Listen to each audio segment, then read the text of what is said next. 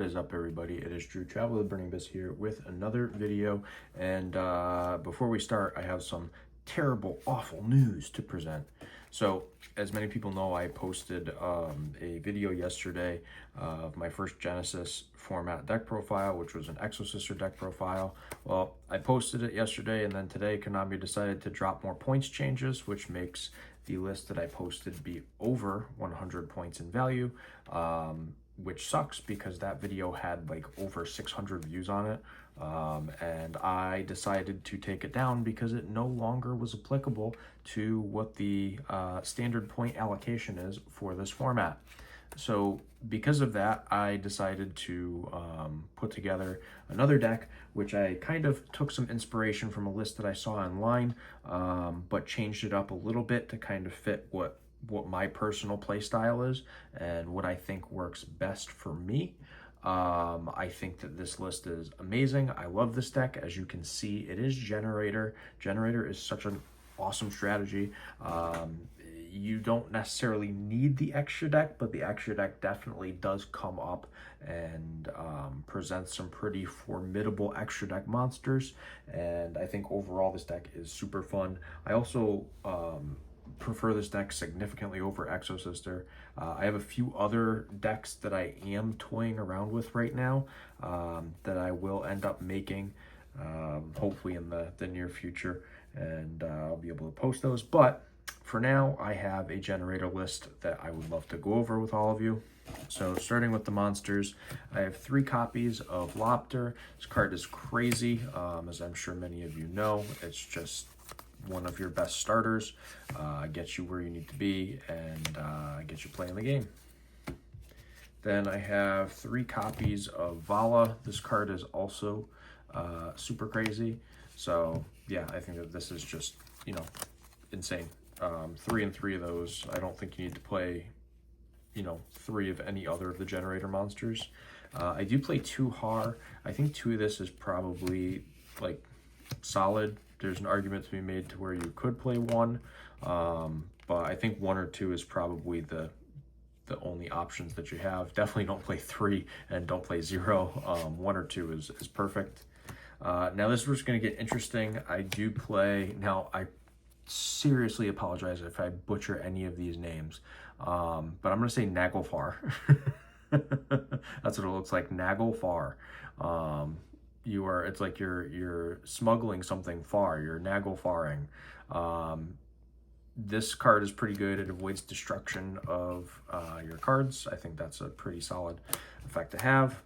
1 Mardell. I don't think you need more than 1 of this, to be honest with you. I could see an argument for playing a second, but personally, I think 1 is fine. 1 Utgarda. This card is pretty good. It's a banish. Yeah, I mean, all of them have big stats, so I feel like if I say, oh, this is like a big stat monster, it's just going to be repetitive because all of them are big. 1 Needhog. This is your summon negation, which is also really good. This is probably the second tech next to the Naglfar. This is your Develgus. This can get some Generaider monsters out of your hand, which is pretty good. So I think that it's, in a format like Genesys format, I think it's worth at least exploring until we get kind of a more defined meta and whatnot. So we're playing that. And then lastly, the 1 copy of Hela. This is like your revival card. It's really, really strong, actually. I like this card a lot. And then for the stuff that actually counts for points, 2 Diviner. These are 33 points apiece, which is crazy. Obviously, that's a very, very large amount to be, tossing into your deck, but most of the stuff in here doesn't really have any point value. So 2 of this is fine. You use it to dump your Trias, which is obviously a crazy card too. So I think that it's definitely worth the 66 points to have this engine in there. Lastly, you could also dump your Mudora. So yeah, it's just, graveyard removal. You could also recycle some of your cards, which is really cool. So yeah, pretty cool stuff there. That's it for the monster count. Moving on to spells, we have 3 boss stage. This card is crazy. I fully expect to, at some point in the future, probably see some of the cards in this deck get more points assigned to them, because I think that this deck actually has a lot of potential in a format like this. This feels like a more casual format compared to standard, modern Yu-Gi-Oh, obviously, and this deck is annoying to deal with in any iteration and form, so I kind of expect to see something happen. But yeah, this card basically just says if you resolve it, you're probably gonna win the game. Then we have 3 World Legacy Monstrosity. This card's also crazy. You get to like just combo off by using this card. You're gonna get some special summons off and just pretty much win the game. And because we're playing more names, it's easier to resolve this, and you can get rid of some of the less useful Generator monsters from your deck by doing so. Or if you happen to brick into something, you could summon it, which is also nice. Next, this is where it gets crazy. 30 more points, 10 points per copy are going to Metamorphosis, and you will see why when we get to the extra deck. It's actually crazy, the fact that Metamorphosis is only 10 points a piece. Yeah, so basically we've used 93, no, I'm sorry, 94, because, no, more than that actually, 97. The Diviners are 33 apiece, so that's 66. The Medora is 1, so that's 67. And then 77, 87, 97. So we have 3 points left to allocate in the deck before we hit that 100-point cap. But the metas we will definitely talk about as we progress. Then 3 copies of Upstart. It's a draw, says your deck is 37 cards. So yeah, Upstart it is. Up next, we have Kujikiri Curse. This card says send a level 9 monster from your hand or face of field to the graveyard and draw 2 cards. So it's more draw power. You can only use 1 of it per turn, which is why I'm only playing 2. If this card did not have that restriction, it would definitely be at 3. Then I play Generator Boss Quest. This is going to search you Generator cards. Speaking of more Generator cards, we have 3 copies of Boss Fight, which says you activate a Generator field spell directly from your deck or graveyard, and then your opponent draws a card. Yeah, really good card. And then 1 Generator Boss Room. This card basically changes one of your opponent's card effects to state that essentially you're not going to have their effect be what their effect is. So when your opponent activates a card or effect in response to the activation of your Generator card or effect, you can discard 1 card. Your opponent's activated effect becomes each player draws 1 card. You can trigger your boss stage with this card. Like, the card's just really, really good. And you're stopping one of your opponent's cards. So, like, I mean, the math is math in there, everyone. Then we have, lastly, 3 copies of Dark Ruler No More. I do like to have something in the instance that I am stuck going second, and I think this is honestly a pretty good option, because I think there are going to be some pretty strong boards that you're going to want to be able to break through, and obviously Dark Ruler gets you there, which is ideal. You want to be able to bust through all those boards that your opponents are going to establish. So that is the main deck, though. Should be 40. I will count it for you guys right now. 1, 2, 3, 4, 5, 6, 7, 8, 9, 10, 11, 12, 13, 14, 15, 16, 17, 18, 19, 20, 21, 22, 23, 24, 25, 26, 27, 28, 29, 30, 31, 32, 33, 34, 35, 36, 37, 38, 39, and 40 cards. We are at a 40 card flat list, which is pretty darn cool. Moving on to the extra deck, I play 3 of each of the generators. I think that this is probably solid for this list. There's nothing else that I was like, wow, like I need to play more of this card in my deck. So I opted to go with this line, and I think it's probably for the best. This is really solid, and you're gonna have more grindy games in this format, I feel. So having more access to these is probably for the better. Then 2 Earth Slicer. This is just you know, some removal, which is nice, and a 3100 attack, which is cool. 2 Enter Blathnir. This is going to loop your opponent's hand, which is pretty nice.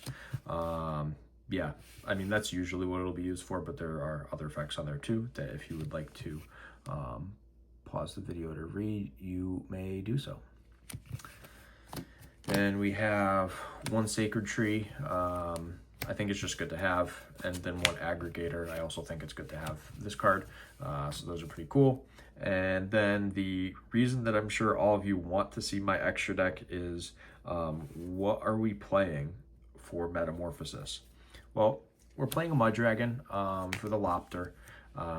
It's not going to come up often, but you never know. I still think it's a pretty good card, so we're running with it. And then the 9s. This is where it gets crazy. Invoke Mechaba is a 9, which is obviously busted. So you literally just tribute one of your generators with Metamorphosis and you get an Omni Negate on your field. That's actually insane. So Mechaba is really strong. And then lastly, this one is really cool. I didn't even know this was a level 9. I honestly thought that this was like a level 8 or a level 10. But it's not. And that is Tearlament's Kaleidoheart. This card's level 9. So this is more spot removal, and it's 3,000 attack and defense. So you could just drop this in defense if you wanted to, and then clear one of your opponent's cards, which is crazy. So yeah, I think Kaleidoheart is actually a lot more busted than I would have ever given it credit for when you get a format like this. This is the only way that you're probably playing Tearlaments in this format, is by playing something like this, because Tear was hit so terribly in this format that it's completely unplayable. But yeah, that's it for the extra deck.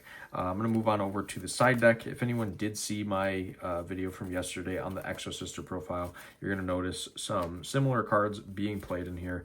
But obviously, like I said, that Exo Sister profile has been taken down just because of Konami's points adjustment being so abrupt. I did not feel it was in good taste to leave something up that is misleading and no longer accurate per Konami's changes. But let's look at the side deck now. 3 Lava Golem. This card's really good. You could just sack 2 of your opponent's cards and activate like a boss stage and pass, and then you just get to play the game for free. So Golem is pretty strong. I do have some back removal. I have triple Cosmic, double Twister.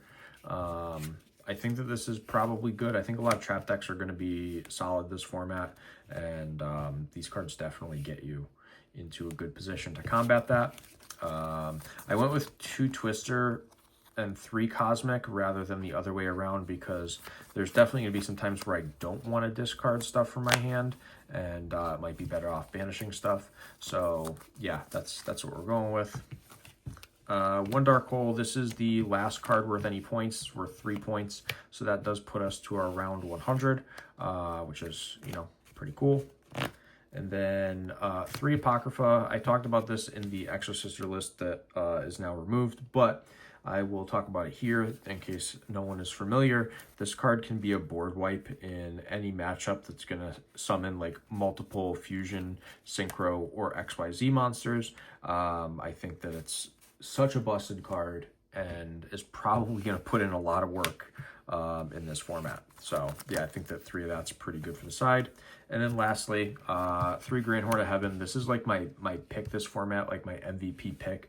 If you don't have any more points to spend on like judgments or strikes, this is like the card that I'm kind of telling everyone is great. I think that there are other cards too, but I think that this one is obviously super strong. But like I said, there are definitely other cards where it's going to be like, oh wow, I should play this or I should play that. But for right now, we are going with Horn, and I think it's probably here to stay for a while because I really like this card. But that is the entirety of the deck profile. That would be the main extra inside. Like I said, it's 100 points exactly. I am hoping that Konami doesn't, you know, tomorrow be like, hey, by the way, we're changing the points again.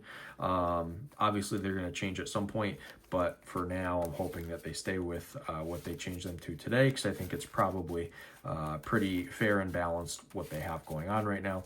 So we just hope that they decide to keep it that way. But if you enjoyed the video, give the video a thumbs up. Don't forget to smash that subscribe button. And if you want to see more Genesys content, let me know down below, because this format has caught my attention. As many people know, I will not play current modern Yu-Gi-Oh anymore. So it's all Go and Edison, and now I guess it's Genesys, because this format is crazy fun. So yeah, we're gonna do some more content as long as everybody wants to see it. So this is Drew, Travel with the Burning Abyss, signing out. Catch you next time.